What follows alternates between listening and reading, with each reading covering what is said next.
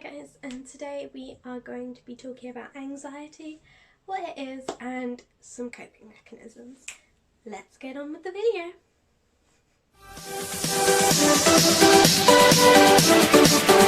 Hi guys, so we are going to be talking about anxiety today.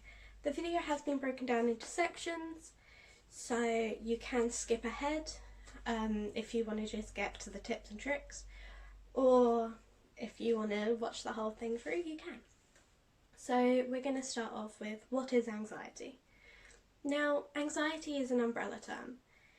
You can't have a true meaning for anxiety because it comes in so many different shapes and forms. Personally, I experienced anxiety quite young with butterflies, and obviously that always got brushed off as you're shy.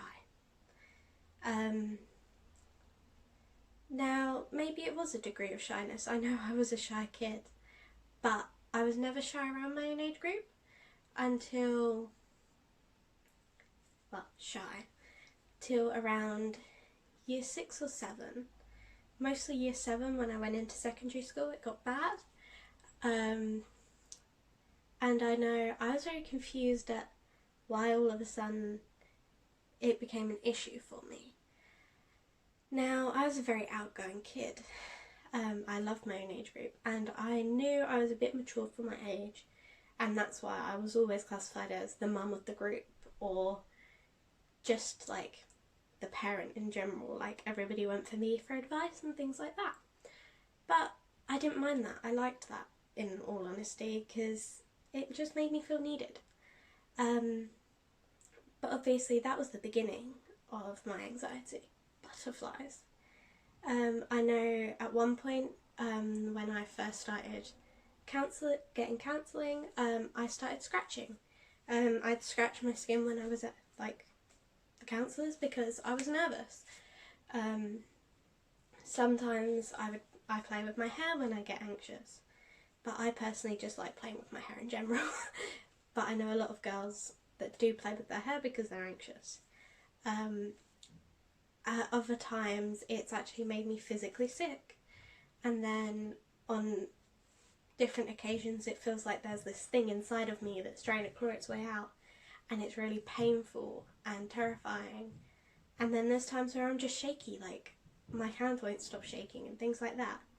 And honestly, anxiety is shown in so many different ways. I know so many people that just bounce their leg up and down, and when I point it out that it's actually a form of anxiety to people that are being rude about it to them, they all brush it off as, so what? Everybody's got it. But some people have it worse than others. And I know how hard that is.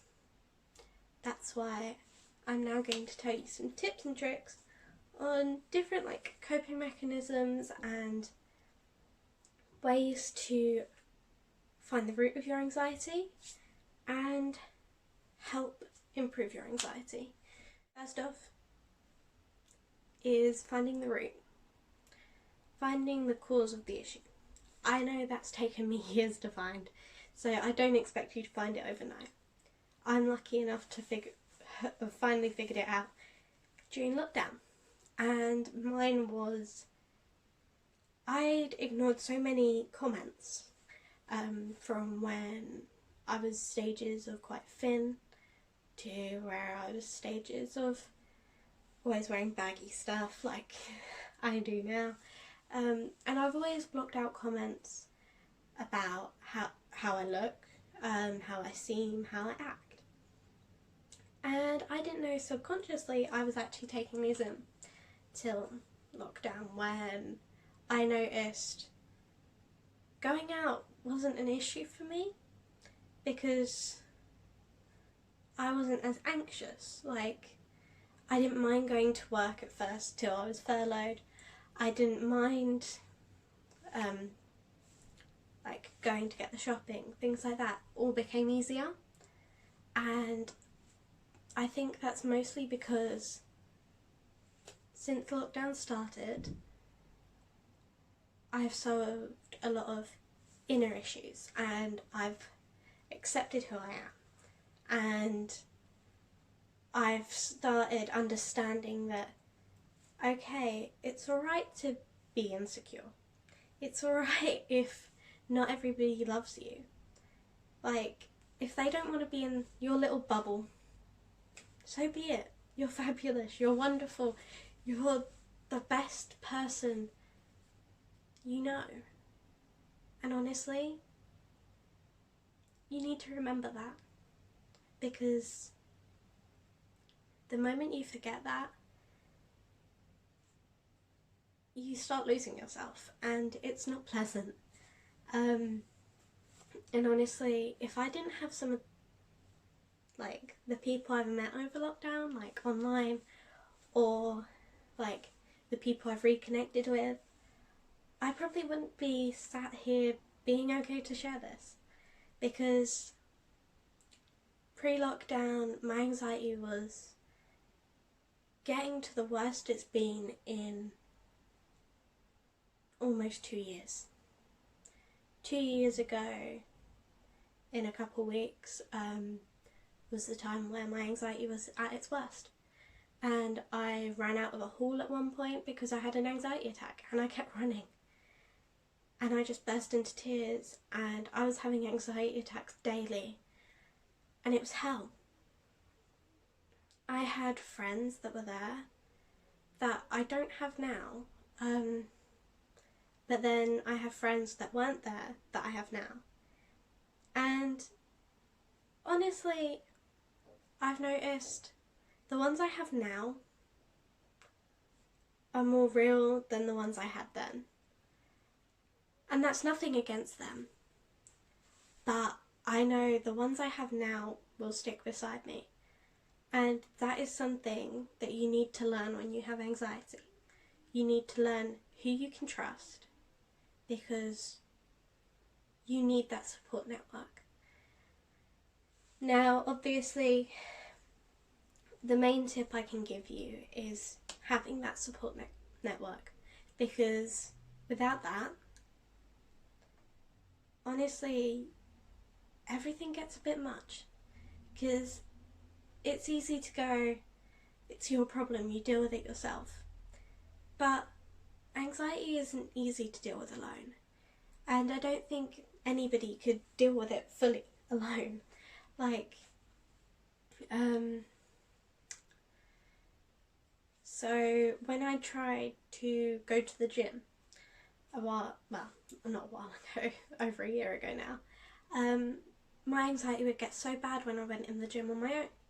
So me and my friend signed up together, but she never actually came. And one time she even left me in the gym on my own. So that wasn't a great support for me. And obviously that was a big issue for me, being around people. It's like the reason I've taken even an evening course rather than going to uni physically is because of my anxiety, and it helps. But I've also met some of the best people I could have ever met, and it's like, if you can't have someone who's willing to just walk with you somewhere or put up with you when you're panicking and be there, then you need to find that someone, because sometimes your attacks are going to be worse than others, and they're not always going to be easy to cope with. Sometimes you need that person, sometimes you don't, but honestly, it's up to you if you want that support. But I would always say to have it, just because some days are going to be the worst days. And I can't tell you anxiety ever goes away, because it doesn't. You just get better at dealing with it, because it's a permanent thing. It's not an overnight fix. It's not like acne, you won't grow out of it. It's just something you've got to cope with and learn to cope with. And my second tip is find something that relaxes you. So for me, I have clip-on teddy bears on my bags or little squishies. You may be thinking, you're 18, why? And that's because when I get nervous, I can just fiddle with them. And I can squeeze a squishy or like get one of the gooey ones that stick on the end of your pencil and play with them whilst I'm like in class if it's getting bad. And it's just a distraction mechanism. Because I've been always taught, think of 5 things you can see, 4 things you can touch, 3 things you can smell, and to count down from 5. With my senses. And because my anxiety gets set off by lots of people being around me, that makes it way worse. Like, I'm just suddenly like, okay, there's this many people around me actually, not this many. So it just makes it worse and blows it out of proportion. And obviously I react worse. So I find it better to find something to fiddle with or to get lost in a conversation that you enjoy. So one of my friends will just randomly start babbling if she notices I'm starting to have an anxiety attack. And I'll get lost in the conversation there and I'll just forget about it in a sense. I won't completely forget about it, it's still there in my head nagging me, but I've got a different priority. Another thing is small implementation of whatever causes your anxiety. So when you know what causes your anxiety, you slowly implement yourself into it more and more. So since mine is more social based, what I would do was I'd go for a short walk to the shops. Then I would go for a slightly longer walk to the shops. But obviously I would have someone with me at first, and then I built up to when I don't have someone with me. Obviously I can't do that at the moment, so I've basically put that on pause. But I've worked on other things at the moment instead, like